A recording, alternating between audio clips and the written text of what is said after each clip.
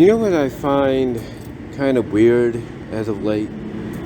You know, it it just kind of surprises me because it seems you would think it's only one, maybe two artists, but even some artists that I wouldn't think would get into it are kind of getting into it either by commission or by the fact that they want to know what the fascination is.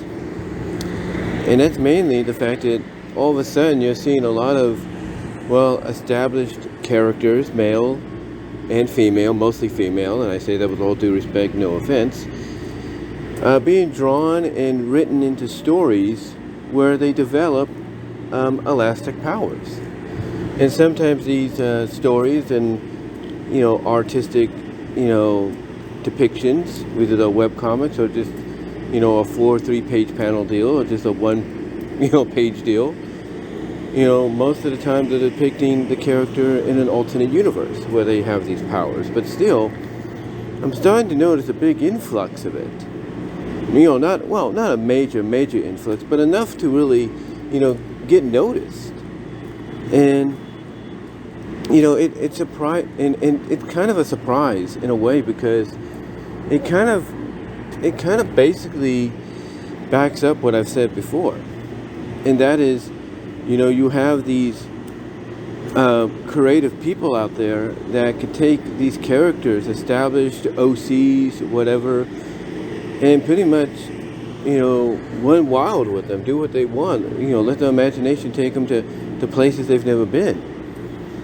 And when you see characters like, let's say, Sally Acorn and Bunnie Rabbot from the Sonic franchise, or you see, I don't know, Gadget from Rescue Rangers, or you see someone's OC,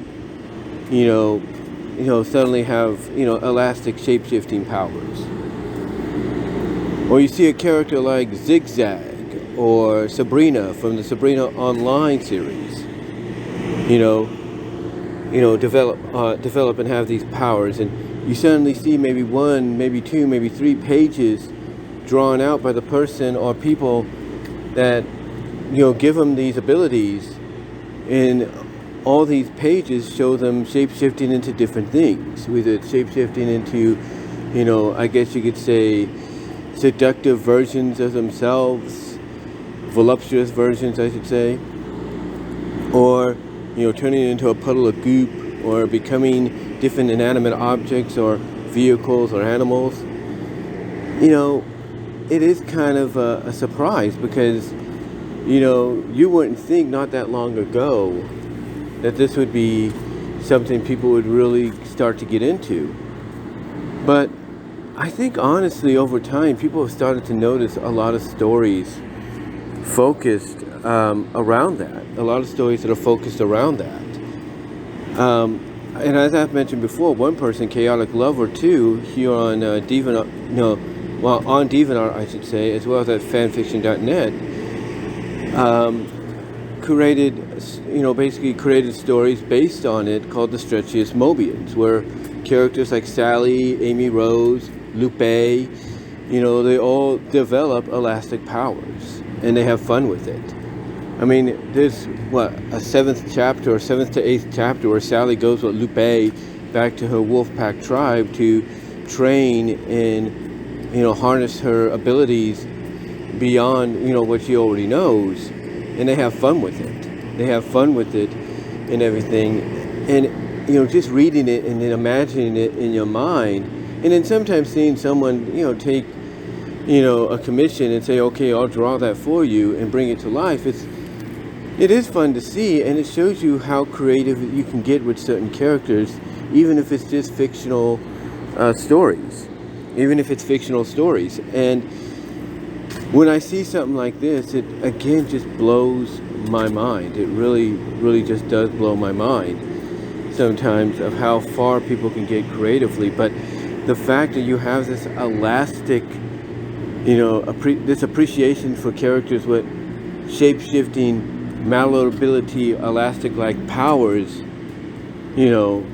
given to them, even if it's a one-time deal in a story or a webcomic or whatever, or it's an alternate universe deal, to see this influx being, being showcased, and this appreciation for it being showcased, it really does prove that,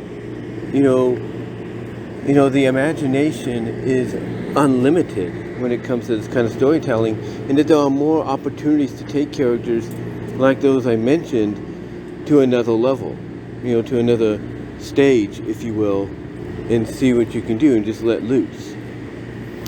But yeah, I just wanted to do this little audio video, and kind of talk about how I kind of have I basically have have an appreciation and respect for the sudden influx, because it's one of those things where you don't expect a sudden artistic rush, written drawing wise, to show up, even by those that are not really into it that much, but they still do it.